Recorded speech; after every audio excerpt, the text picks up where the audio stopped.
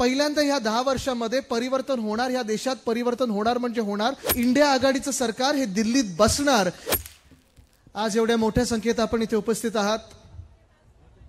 उष्णता वाढत चाललेली आहे. अनेक ठिकाणी आम्ही जिथे जात आहोत महाराष्ट्रभरात, मग ते विदर्भ असेल, मराठवाडा असेल, आपला पश्चिम महाराष्ट्र असेल, कोकणचा आपला हा पूर्ण पट्टा असेल, प्रत्येक ठिकाणी आधी कसं असायचं आपलं की आपण कोकणाकडे वगैरे आलो, आपल्या मुंबईकडे आलो, कोकणाकडे आलो की 30-35 हे एवढंच टेम्परेचर असायचं.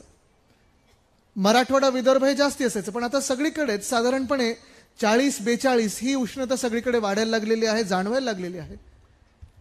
आणि गीते साहेब, जसं आज इथे आपण पाहतोय की सगळे आपल्याला भेटायला, आपल्याला आशीर्वाद द्यायला, सगळे आपल्याला प्रेम द्यायला आलेले आहेत, ठणठून सांगायला आलेत की आम्ही तुमच्या सोबत आहोत, असंच चित्र हे संपूर्ण महाराष्ट्रात दिसत आहे. आताच पंडित साहेब बोलत असताना, जगताप साहेब बोलत असताना आपल्याला हे जाणवत आहे की एक चित्र आपल्या सगळ्यांसमोर उभं केलं जात होतं 2 महिन्यापूर्वी, 3 महिन्यापूर्वी, की अब की बार 400 पार. आणि हे जशी निवडणूक लागली आपल्याला वाटलं रे एवढी निवडणूक खेचलेली आहे. प्रत्येक निवडणूक जशी पार पडत चाललेली आहे, पहिला टप्पा झाला, दुसरा टप्पा झाला, तर तिसरा टप्पा येईल. भाजपा एक्सपोज होत चाललेली आहे. आणि 400 पार काय, हे 200ला तरी पोचतील का, हा प्रश्न आता भारतात सगळे विचारायला लागलेले आहेत. आणि मी खास करून तुम्हाला सांगायला एवढ्यासाठी चाललेलो आहे कारण अनेकदा आपल्याकडे असे भाजपाचे लोक येऊन सांगतील या एनडीए मधले, जे एनडीए महायुती बोलतात, ते एनडीए मध्ये कोण कोण आहे जर आपल्याला माहिती असेल तर भाजपा आहे, ईडी आहे, आयटी आहे, सीबीआय आहे, मिंदे गट आहे, फुटलेली राष्ट्रवादी आहे. हे सगळे येऊन तुम्हाला सांगतील तुम्ही शिवसेना उद्धव बाळासाहेब ठाकरे किंवा महाविकास आघाडीला मतदान करू नका कारण आमचे तर 400 येणारच, तुमचं मत कशाला फुकट घालवतात. त्यांना तुम्ही आज प्रश्न विचारा की हे 400 येणार ते कुठून, ते आम्हाला पहिलं सांगा.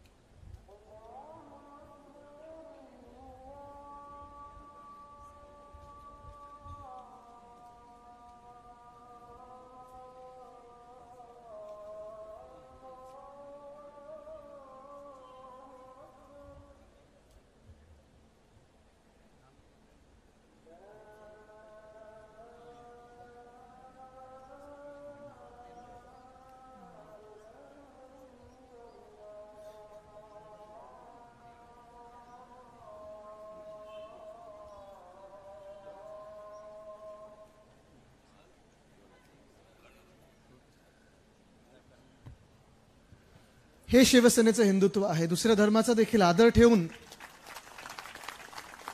देशाची सेवा करणं.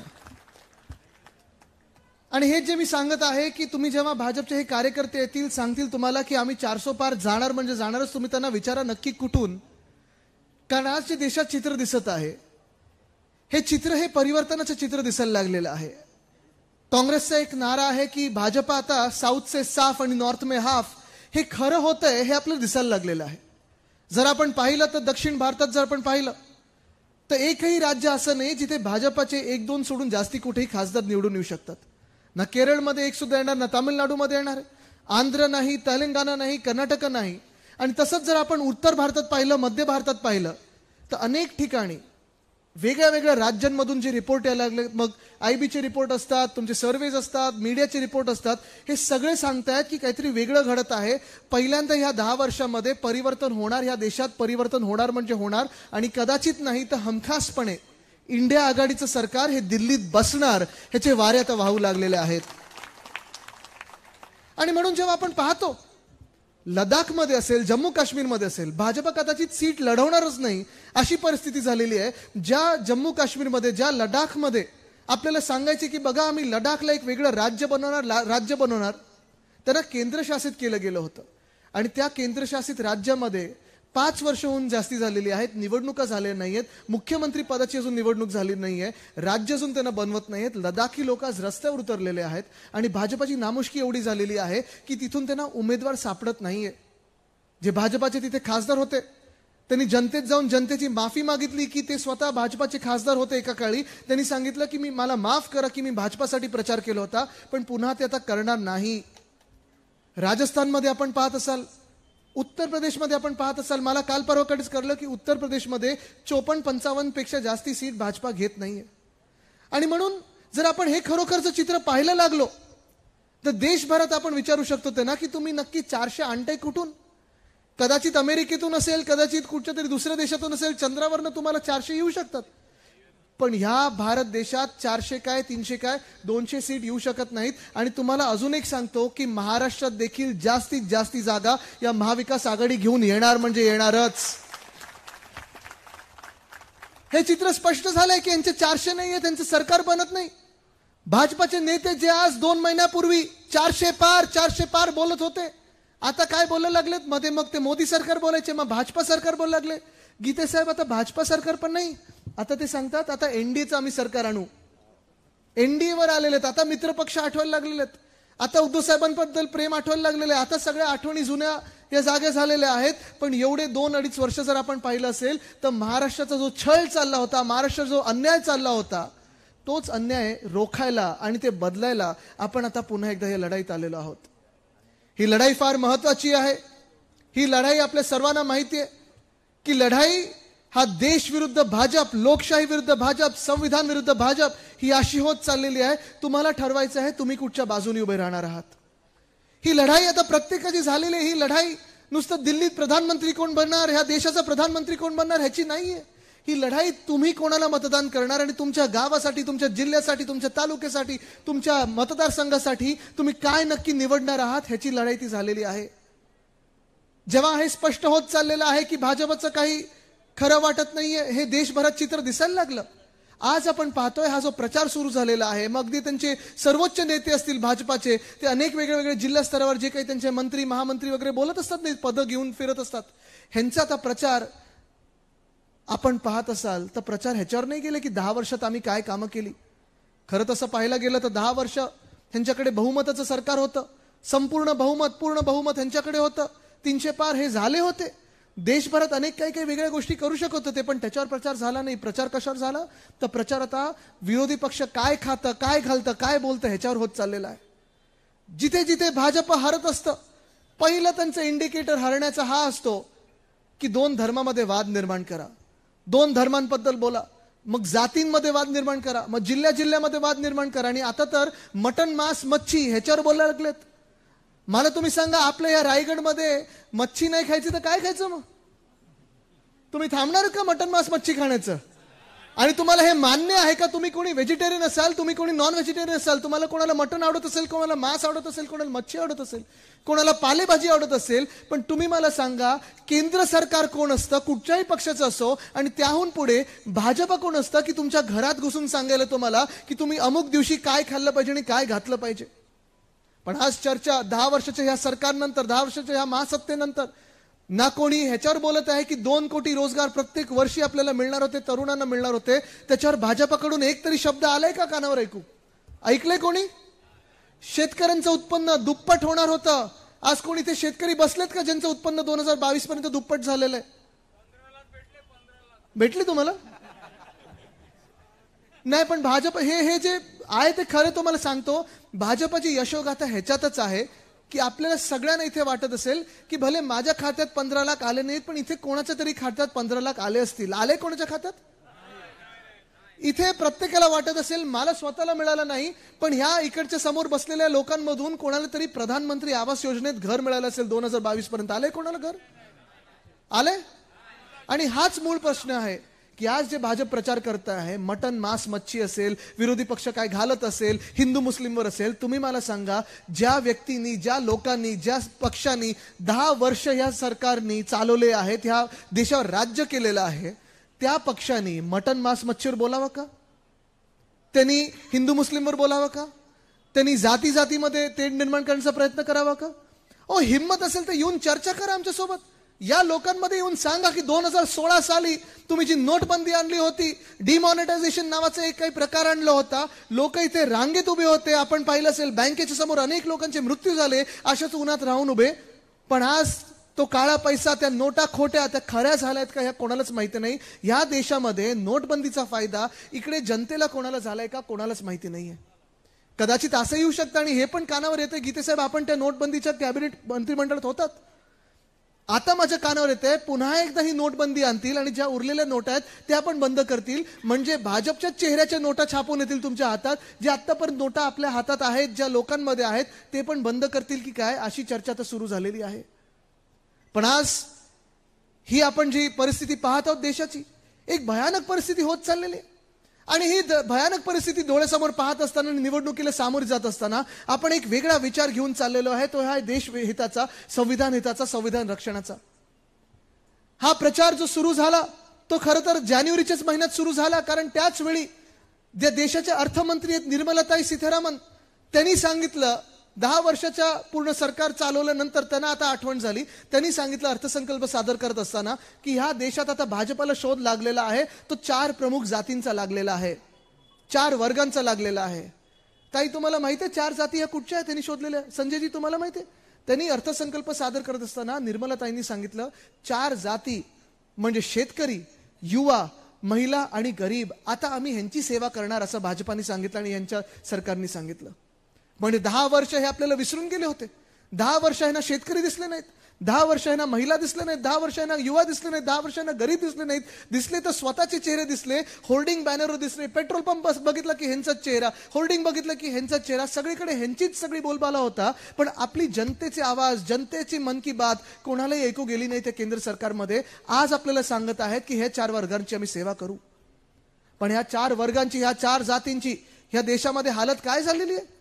आज आपण पाहत असाल, शेतकरी म्हणून जर पहिलं बोलायचं झालं तर शेतकरी वर्ग आज मोठ्या संख्येने आपल्या देशात आहे. आपण मानतो की हा कृषी प्रधान देश आहे. महाराष्ट्रात देखील आपण मानतो की शेतकरी प्रत्येक जिल्ह्यात आहे. शेती वेगळ्या वेगळ्या आपण पिकाची करत असतो. प्रत्येक जिल्ह्यात गेल्यानंतर आज मी विचारतो सगळ्यांना, प्रत्येक शेतकऱ्यांना विचारतो की जे शेतकरी आपल्या राज्यात आहेत ते खुश आहेत का, संतुष्ट आहेत का, आनंदी आहेत का? कोणाला असं वाटतं का या शेतकरी बांधवांमधून कुठच्याही जिल्ह्यातले असतील की हे जे केंद्रातलं सरकार बसलेलं आहे किंवा महाराष्ट्रात जे अवकाळी सरकार बसलेलं आहे ते आपलं सरकार आहे असं वाटतं कोणाला? वाटत कोणालाच नाही.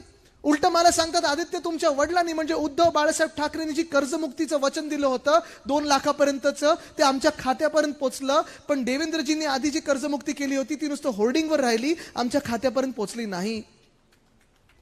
आम्हाला हे पण सांगतात अनेक वेळा, मला सोबत घेऊन सांगतात, खांद्यावर हात ठेवून अनेक शेतकरी सांगतात आदित्य जेव्हा जेव्हा तुमच्या सरकारच्या वेळी, महाविकास आघाडीच्या काळाच्या वेळी जेव्हा जेव्हा अवकाळी पाऊस झाला असेल, गारपीट झाली असेल, वादळ झालं असेल, आम्हाला उद्धव बाळासाहेब ठाकरे ही व्यक्ती आमच्या शेताच्या बांधावर दिसली होती, मदतीला आली होती. पण ह्या गेल्या 2-2.5 वर्षातल्या मिंदे सरकारमधला कृषी मंत्र्याचं आम्हाला नाव देखील माहिती नाही. अनेक चेहरे बदलले, पण आम्हाला ह्यांच्यातले कोणी मंत्री येऊन भेटत नाहीत, बोलत नाहीत, ना कधी मदत करतात. ह्याच शेतकऱ्यांची असं परिस्थिती पाहिली तर देशभरातले शेतकरी, खास करून उत्तर प्रदेशमधले शेतकरी असतील, पंजाबमधले असतील, हरियाणातले असतील, त्यांनी जेव्हा मागच्या 2-3 महिन्यापूर्वी दिल्लीकडे मोर्चा काढला होता, तो मोर्चा कशासाठी काढला होता? ते एवढंच विचारत होते की प्रधानमंत्री महोदय, तुम्ही जी 2 वर्षापूर्वी आम्हाला वचनं दिली होती, जेव्हा आम्ही आंदोलन करत होतो, त्या वचनांचं काय झालं? तुम्ही MSP बद्दल बोलला होता, तुम्ही काळे कायदे मागे घेणार हे सांगितलं होतं, अनेक वेगळी वचनं दिली होती, जेणेकरून आम्ही आमच्या घरोघरी गेलो होतो, पुन्हा एकदा गावी गेलो होतो आणि सांगितलं होतं की भाजपाने आपलं ऐकलं. पण आज 2 वर्ष होऊन गेलेली आहेत, एक सुद्धा वचन पूर्ण झालेलं नाहीये. तुम्ही मला सांगा आमच्या वचनाचं काय झालं? आणि म्हणून या सगळ्या शेतकरी बांधवांनी जेव्हा तिथे मोर्चा काढला होता, अनेक लोकांच्या हातात वेगळे झेंडे होते, त्यांच्या जातीचे असतील, त्यांच्या काही वेगळ्या विचारसरणीचे असतील. पण भाजपच्या लोकांनी माहिती आहे तुम्हाला या शेतकऱ्यांना काय काय नावं ठेवली? कोणी त्यांना अर्बन नक्सल बोललाय, कोणी त्यांना माओवादी बोललाय, कोणी त्यांना अतिरेकी बोललाय, कोणी त्यांना खालिस्तानी बोललाय. हे सगळी नावं ठेवली, पण कोणी हे बघितलं नाही की हा शेतकरी आपला अन्नदाता आहे आणि आपल्या देशाची संस्कृती अन्नदाता देवो भव आहे. आज ह्याच शेतकऱ्यांवर जे उत्तर प्रदेशमधले असतील, जे हरियाणातले असतील, पंजाबमधले असतील, आहेत आपल्या देशातलेच ना, त्यांच्यावर लाठीचार्ज केला, गोळ्या चालवल्या, ड्रोन मधून जी आपण फोटोग्राफी करतो त्याच्यातून अश्रुधूर सोडला गेला. मी आज तुम्हाला विचारत आहे, इथे सगळ्यांना विचारत आहे, तुम्ही अशा सरकारला, अशा भाजपला आपलं मानणार का? मानणार नाही, मानू शकत आपण. आज इथे दुसरा वर्ग जर आपण बघितला, ही दुसरी जात जी निर्मलताईंना शोध लागले 10 वर्षानंतर, ती म्हणजे महिला. आज इथे मोठ्या संख्येने महिला आलेल्या आहेत आणि मी खास करून अभिनंदन करतोय सगळ्या महिलांचं इथे जे आलेले आहेत, कदाचित पुरुषांच्या बरोबरीने किंवा जास्ती आलेले आहेत.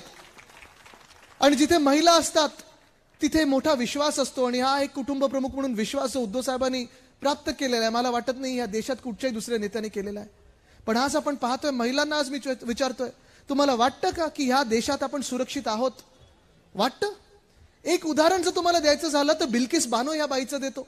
बिल्किस बानो नावाची बाई गुजरातमध्ये होती, तिच्यावर बलात्कार झाला. जी व्यक्ती बलात्कार करत होती, जे लोक तिचा बलात्कार करत होते, तिच्या मुलीला तिच्या समोर तिचा बलात्कार होत असताना डोळ्यासमोर चिरडून मारून टाकलं. हे भाजपाचे लोक होते. हे झाल्यानंतर कोर्टाने सजा सुनावली, त्याच लोकांना जेलमध्ये टाकलं गेलं. मागच्या वर्षी जेव्हा गुजरातची निवडणूक होती, त्याच लोकांना भाजपच्या सरकारने बाहेर आणलं. जे बलात्कारी होते त्यांना बाहेर आणलं जेलमधून, त्यांची आरती ओवाळली, त्यांच्या गळ्यात हार टाकले आणि प्रचार फेरीत फिरवलं. अशा भाजपाच्या सोबत तुम्ही उभे राहणार का? सुरक्षित वाटतं आपल्याला कोणाला? आपली जी संस्कृती, आपल्या शिवसेनेचं जे हिंदुत्व आहे, वंदनीय हिंदू सम्राट बाळासाहेब ठाकरेंची आपल्याला शिकवण दिलेली आहे की बिल्किस बानोची जातपात धर्म कुठचाही असो, त्या बलात्कारांचा जातपात धर्म कुठचा असो, बलात्कारांना फाशी झालीच पाहिजे, हे आपल्याला आपल्या वंदनीय हिंदू सम्राट बाळासाहेब ठाकरेंनी शिकवलेलं आहे. ह्याला बोलतात शासन, ह्याला बोलतात सरकार. पण आज आपण पाहतोय बिल्किस बानोची केस असेल की दुसऱ्या बाजूला तो रेवण्णा, लाज वाटते नाव घ्यायला. अनेक लोकांचे त्यांनी रेप केले आहेत, मास रेप केलेले आहेत, पळून गेले आपल्या देशातून. अनेक लोकांना जे यांचे विरोधी पक्षातले असतात, विरोधी दलातले असतात, जसं ED, IT, CBI मागे लागतं, कुठूनही जगभरातून आणू शकतं, तसं आज रेवण्णाच्या मागे केंद्र सरकार का नाही लागले? फक्त आणि फक्त ते JDSचे आहेत किंवा NDA मध्ये आहेत किंवा तुमच्या भाजपच्या नेत्यांनी त्यांचा जाऊन प्रचार केला होता म्हणून तुम्ही त्यांना परत आणत नाहीत का? पण आज आपण पाहतोय ही परिस्थिती महिलांची जी आहे, महिला सुरक्षेची जी आहे, ती देशभरात अशीच झालेली आहे. आपल्याच मंत्रिमंडळात बघा, या महाराष्ट्राच्या मंत्रिमंडळात बघा, 2 असे मंत्री आहेत. एक मंत्री ज्यांनी सुप्रियाताईंना टीव्हीवर जाऊन घाणेरड्या शिव्या दिल्या होत्या, चॅनलवर जाऊन घाणेरड्या शिव्या दिल्या होत्या. खरं तर त्यांची हकालपट्टी तिकडच्या तिकडेच झाली पाहिजे होती, पण त्याच मंत्र्यांना प्रमोशन मिळालं आणि आज मुख्यमंत्र्यांच्या मांडीला मांडी लावून बसत आहेत. तुम्ही अशा भाजपला मतदान करणार? तुम्ही अशा गद्दारांना मतदान करणार? आज आपण पाहतोय दुसरे मंत्री आहेत ह्याच मंत्रिमंडळात ज्याच्यावर बलात्काराचे आरोप झाले, घाणेरडे आरोप झाले. त्या रेवण्णापेक्षा तसेच घाणेरडे आरोप झाले होते. त्यांना उद्धव साहेबांनी त्या मंत्र्यांची हकालपट्टी केली होती, मंत्रिमंडळातून एका मिनिटात काढून टाकलं होतं. पुन्हा एकदा या मिंदे सरकारमध्ये मंत्री म्हणून आपल्या डोक्यावर बसलेले आहेत. तुम्ही ह्या भाजपसोबत जाणार का? तुम्ही ह्या मिंदे सरकारसोबत जाणार का? जाणार तुम्ही ह्या घड्याळासोबत? कारण जर आपल्याला महिलांचा आदर करायचा असेल, तो आदर आपल्याला महिला सुरक्षेपासून सुरू होतो. चला दाखवा आम्ही काय करतो आणि तुम्ही काय करताय हेच चर्चा करायची असेल तर भाजपानी रेवण्णा असेल किंवा ते बिल्किस बानोचे बलात्कारी असतील, त्यांना अजून फाशीवर का नाही चढवलं, हा प्रश्नाचं जेव्हा उत्तर मिळेल तेव्हा मला सांगू शकीन मी की ह्या देशात महिला सुरक्षित आहेत. पण इंडियाचं जेव्हा सरकार येईल तेव्हा ह्यांना फाशी देणार आपण. आज तिसरा वर्ग, कारण मला जास्ती वेळ घ्यायचा नाही, ऊन चढत चाललंय, जेवणाची वेळ देखील झालेली आहे. मला माहिती आहे आपण जेवले पण नसाल. जेवण झालंय का तुमचं, नाश्ता वगैरे नाही झालंय मला माहिती आहे. नाही, नाश्ता वगैरे ठीक आहे, पण जेवणाची वेळ पाळणं गरजेचं आहे. कार्यकर्त्यांनी देखील उन्हाताणात जास्ती स्ट्रेस घेणं गरजेचं नाहीये. पण तिसरा वर्ग जो आहे तो आहे युवा. अनेक जिल्ह्यांमध्ये मी जेव्हा जातो तेव्हा मी विचारत असतो तरुणांना की तुम्हाला वाटतं का की तुम्ही शेती करावी.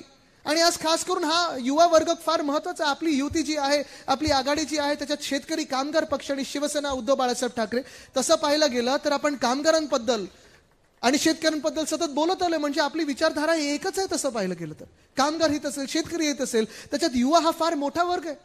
आज आपण पाहतोय अनेक तरुणांना मी विचारतो तुम्हाला शेतीत यावंसं वाटतं का, शेती करावीशी वाटते का, आणि ते मला सांगतात नाही आदित्यजी आम्ही शेती करणार नाही.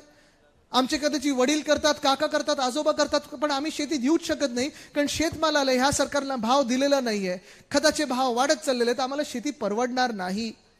मग विचारतो मी तुम्हाला की दुसरं मग तुमच्याकडे पर्याय काय असतो, आणि ते सांगतात आदित्यजी दुसरा पर्याय म्हणजे आम्ही शिकलेलो आहोत, आम्हाला वाटतं आम्हाला जॉब मिळतील. आज मी तुम्हाला विचारत आहे की जॉब मार्केटमध्ये जॉब उपलब्ध गेल्या 2-2.5 वर्षात नवीन महाराष्ट्रात झाले आहेत का, झाले आहेत कधी? महाविकास आघाडीच्या काळात कोविडचं अर्थचक्र बंद पडलं असताना, कोविडचा काळ असताना महाविकास आघाडी म्हणून आपण सगळ्यांनी मिळून आपल्या राज्यात 6.5 लाख कोटीची गुंतवणूक आणली, कारण त्यांचा विश्वास हा महाविकास आघाडीवर होता विश्वास. पण गेल्या 2-2.5 वर्षामध्ये मिंदे सरकारमध्ये आपण पाहतोय एकामागोमाग एक प्रत्येक उद्योग गेलाय कुठच्या राज्यामध्ये, गेलाय? गुजरातमध्ये गेलाय. गुजरातची माझं काही वैयक्तिक भांडण नाहीये. जे गुजरातला मिळालं पाहिजे ते मिळायलाच पाहिजे, जे आसामला मिळालं पाहिजे ते मिळायलाच पाहिजे, केरळच्या हक्काचं ते तिथे गेलंच पाहिजे. मणिपूर शांत झालं आणि शांत केलं. युक्रेन मधला वॉर हे थांबवू शकतात, मणिपूरमध्ये ते शांतता आणूच शकतात. जर शांतता आली तर तिथे पण ते गेलं पाहिजे. पण मला राग ह्या गोष्टीचा आहे, तो मला दुःख ह्या गोष्टीचं आहे की ज्या आपल्या इकडच्या तरुणांच्या हक्काचा आहे तो हक्काचा घास घेऊन गुजरातच्या घशात जेव्हा घालतात तेव्हा मी तिथे उभा राहणार, आडवा म्हणजे राहणारच. किती गोष्टी आपल्या महाराष्ट्रातून गेलेल्या 2-2.5 वर्षामध्ये. मला भीती हीच वाटायला लागलेली आहे की हे तिकीट वाटप जे महायुतीत झालंय तो पण गुजरातमधून झालंय की काय. आज इकडे मी तुम्हाला विचारते, आपण सगळे पेपर वगैरे तर वाचतच असाल. 2022 साली जो उद्योग, मोठा उद्योग आपल्या राज्यात येणार होता, तळेगावमध्ये आपण आणणार होतो, तो वेदांत फॉक्सकॉनचा. कमीत कमी 1 लाख तरुणींना आपल्या राज्यात नोकऱ्या मिळाल्या असत्या, प्रत्येक जिल्ह्यातून मिळाल्या असत्या. त्याचसोबत 160 छोट्या मोठ्या क्लस्टर इंडस्ट्रीज आल्या असत्या.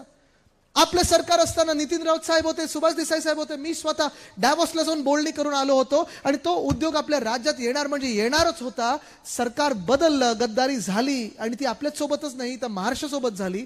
या भाजपच्या सरकारनी, मिंदे सरकारनी वेदांत फॉक्सकॉन पाठवला कुठे?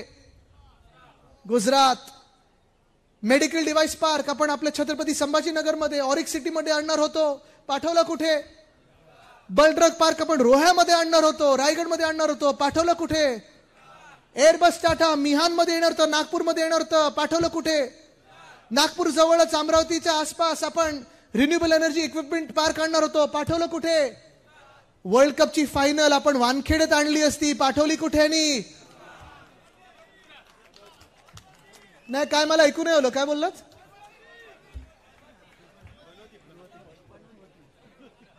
दोन 2011 साली पवार साहेबांनी आणली होती आपल्या वानखेडेमध्ये, जिंकलो होतो ना आपण. मग हे पुत्रप्रेम नाही का की गुजरातमध्ये नेलं ते? पण आज प्रश्न हाच झालेला आहे की तरुण विचारतायत आम्ही जायचं तरी कुठे? प्रत्येक गोष्ट आमची जर गुजरातला जाणार असेल, जसं मी सांगितलं त्यांच्या हक्काचं मिळत असेल तर मिळू दे त्यांना, पण आमच्या हक्काचं पण तुम्ही तिथे न्यायला गेलात तर उद्याकडे जर चुकून भाजपा आपल्या डोक्यावर पुन्हा एकदा बसली तर आपल्या राज्यातलं मंत्रालय देखील हे सुरत किंवा अहमदाबादला पळवतील, जसं 40 गद्दार पळवले होते तसे. पण आज परिस्थिती ही आहे की एका बाजूला प्रायव्हेट जॉब उपलब्ध नाहीये, दुसऱ्या बाजूला नोकर भरतीचा विषय घेतला तर तलाठी भरती आपण पाहतो, अनेक मुलं मुली महाराष्ट्रभरातून 4, 5, 6 वर्ष मेहनत करतात, दिवस रात्र अभ्यास करतात, कधी कधी जेवण विसरून जातात, भूकतान विसरून जातात, पण त्या ट्युशन क्लासेसला जातात आणि जेव्हा पेपर देतात तेव्हा एखादा पेपर फुटत असतो. 200 मार्काचा पेपर मिळाले होते किती त्यांना? 214 मार्क तलाठी भरतीसाठी. मला वाटलं ईव्हीएम वर त्यांनी काय पेपर लिहिला की काय. पण परिस्थिती ही आहे की ह्यांची स्वप्न चिरडली जातात. वर्षानुवर्ष जे मेहनत करतात ती स्वप्न चिरडल्यानंतर जे दुःख होतं ते त्या डोळ्यांमध्ये दिसतं आपल्याला. आज आपण पाहतोय पोलीस भरती असेल, तलाठी भरती असेल, सगळं काही असेल, हे सगळं जास्तीत जास्त फिक्सिंगनी होतं. आणि जर काही तुम्ही पास झालात तर तुम्हाला बदली पोस्टिंगसाठी देखील हे गद्दार लोक हे आता बोली लावायला लागलेत की तुम्ही किती कोटी देता, किती खोके देता, म्हणजे आम्ही तुम्हाला इथे पोस्टिंग देऊ, तिथे पोस्टिंग देऊ. हे सरकार अशी चालत नाहीत. महाराष्ट्राचा पुढे जाणार नाही. एक वेगळा अंधकार पसरत चाललेला आहे. आणि ह्या सगळ्यांनाच म्हणजे शेतकरी असेल, महिला असेल, युवा असेल, चौथा वर्ग म्हणजे गरीब जो आपण सगळेच आहोत. कारण ह्या देशामध्ये गेल्या 10 वर्षात जगणं परवडत नाही असे आपण सगळेच जे भारताचे नागरिक आहोत. आज मी तुम्हाला विचारत आहे कारण त्यावेळी आपण भाजपसोबत असताना युपीएच्या सरकारने अर्ध्या रुपयानी किंमत वाढवली, 1 रुपयानी किंमत वाढवली की आपण सगळे रस्त्यावर आंदोलन करायचो. आज तुम्ही मला सांगा 2014 मध्ये जीडीपी म्हणजे गॅस, डिझेल, पेट्रोल, गॅस कितीला होता? 2014 ला कितीला होता? अभी क्या हो गया? 400 पार, 1000 पार हो गया. बरोबर आहे ना? महागाई वाढली की कमी झाली? काय शब्द दिला होता आपल्याला त्यांनी? अब की बार बहुत हुई महंगाई की मार. काय ते अब की बार काय काय वाटेल ते लावून ठेवलेलं. आता पुढे पेट्रोलची किंमत 2014 ला किती होती? आता किती आहे? डिझेलची किंमत 2014 ला किती होती? आता किती आहे? डॉलर आणि रुपये एकाला एक आणणार होते त्यावेळी 40 ला होतं वाटतं. आता कितीला आलाय? तो पण 100 पार लवकरच होईल. तुम्ही मला सांगा, आपल्याला सगळ्यांना वाटतं का की हे सरकार भाजपचं जे आहे ते महागाई कमी करत आहे की वाढवत आहे? काय करत आहे? आज शेतकरी खुश नाहीये, आज महिला सुरक्षित नाहीयेत, आज युवांना रोजगार मिळत नाहीये, आज गरीब आपण सगळेच गरीब म्हणून सगळ्यांना ही उष्णता जाणवत आहे, चटका बसत आहे. तुम्ही मला सांगा या देशात नक्की खुश तरी कोण आहे? भाजप, भाजपचे नेते आणि भाजपचे उद्योगपती आणि त्यांचे जे काही लोक जे इथे जमिनी गिळत चाललेले आहेत. पण आज तुम्हाला विचार करायचा आहे, देश वाचवणं गरजेचं राहिलेलं आहे, ते तुमच्या हातात आहे. आज आपण पाहत आहोत, हे आम्ही बोलत नाहीयेत काही, आम्ही नुसतं मंचावर येतो आणि बोलतो म्हणून नाही. पण नोटबंदीचं ते खरं आहे, कदाचित हे पुन्हा एकदा करतील. जे संविधान बदलायचं आहे, जे आरक्षण आहे ना संपून टाकायची आहेत, जे तुमचे अधिकार आहेत ते संपून टाकायचं आहे, हे खरं आहे. आणि आम्ही बोलत आहे म्हणून नाही, तर भाजपचे 5 की 6 उमेदवार गेल्या 2-4 दिवसात बोललेले आहेत. अक्षरशः पंकजाताई पण बोललेले आहेत. म्हणजे एवढे मोठे नेते जेव्हा बोलतात तेव्हा त्यांच्या मनातलं जे आहे ते ओठावर येतं. हे त्यांना संविधान बदलायचं आहे. इथे तुम्ही मला सांगा, आपण डॉक्टर बाबासाहेब आंबेडकरांची प्रेमी जनता आहोत ना, आंबेडकर प्रेमी जनता आहोत ना. 75 वर्ष देश हा आपल्या संविधानाप्रमाणे नीट चाललाय ना. मग आज भाजपला का बदलायचं हे संविधान? आज भाजपला बाबासाहेब आंबेडकरांबद्दल एवढा द्वेष का आहे? महाराष्ट्राबद्दल एवढा द्वेष का आहे? हा प्रश्न विचारणं गरजेचं आहे. आज आपण पाहत आहे, लोकशाहीचं जर बोलायचं झालं तर सुरत आणि इंदोर आपल्याला वाटलं होतं हे आता भाजपा जागा 100% जिंकते. पण 100% जर जागा जिंकत असेल तर चीटिंग आणि मॅच फिक्सिंग करण्याची गरज काय होती? आज हेच तुम्हाला सांगतोय मी की भाजपाचं सरकार बसत नाही. हे लिहून घ्या म्हणजे घ्याच. पण जर चुकून बसलं तर ह्या देशात जाती जातीमध्ये वाद निर्माण होतील, धर्माधर्मामध्ये वाद निर्माण होतील, घराघरामध्ये वाद निर्माण होतील. ते बघतोय आपण. शिवसेना फोडली त्यांनी, खोके देऊन असेल, धोके देऊन असेल, जे काय असेल शिवसेना फोडली. राष्ट्रवादी काँग्रेस फोडली, त्यांच्या परिवारात फूट पाडली. एवढं नीच राजकारण, एवढं घाणेरडं राजकारण कधी महाराष्ट्राने पाहिलं नव्हतं, कधी देशाने पाहिलं नव्हतं. तेवढं घाणेरडं राजकारण आज देशात झालेलं आहे. काँग्रेस फोडण्याचा प्रयत्न केला, हे सगळं बनत नाही तर अजून एक ठाकरे नेण्याचा प्रयत्न केला. पण तरी देखील मतं मिळत नाहीयेत. कारण आज जसं मी इथे लढत आहे, आम्ही सगळे जसे लढत आहोत, बिहारमध्ये देखील 33 वर्षाचे तेजस्वी यादव देखील लढत आहेत. आज देशात आपण पाहतोय भाजप येत नाही, पण आपलं कर्तव्य आहे की हे येत नाही हे खरं ठरवायचं असेल आपल्याला तर 7 तारखेला जाऊन मतदान करणं गरजेचं आहे. प्रत्येकाने करणं गरजेचं आहे.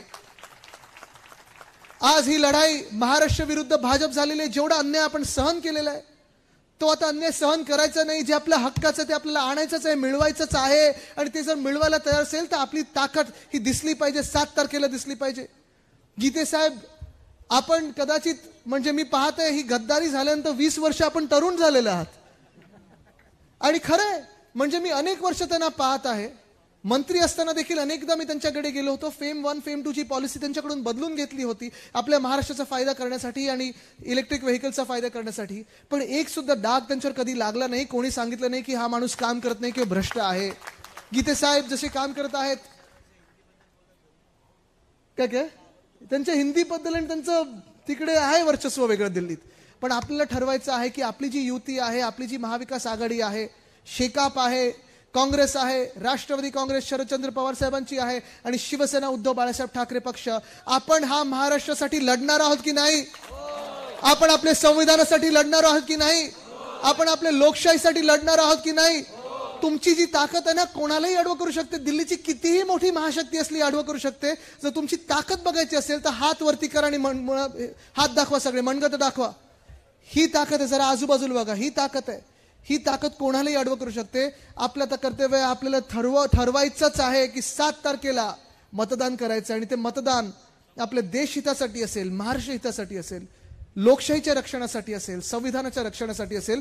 ते जर मतदान करायचं असेल तर आपलं चिन्ह कुठचं? आपलं चिन्ह कुठचं? आपलं चिन्ह कुठचं? आपलं चिन्ह कुठचं? हीच मशाल गावोगावी न्यायची, आपल्याला दिल्लीपर्यंत न्यायची. कारण महाराष्ट्राचा जो अंधकार पसरलेला आहे तो ही मशालच दूर करू शकते. हे ठरवलेलं आहे आपलं. पक्का? धन्यवाद. जय हिंद, जय महाराष्ट्र, वंदे मातरम.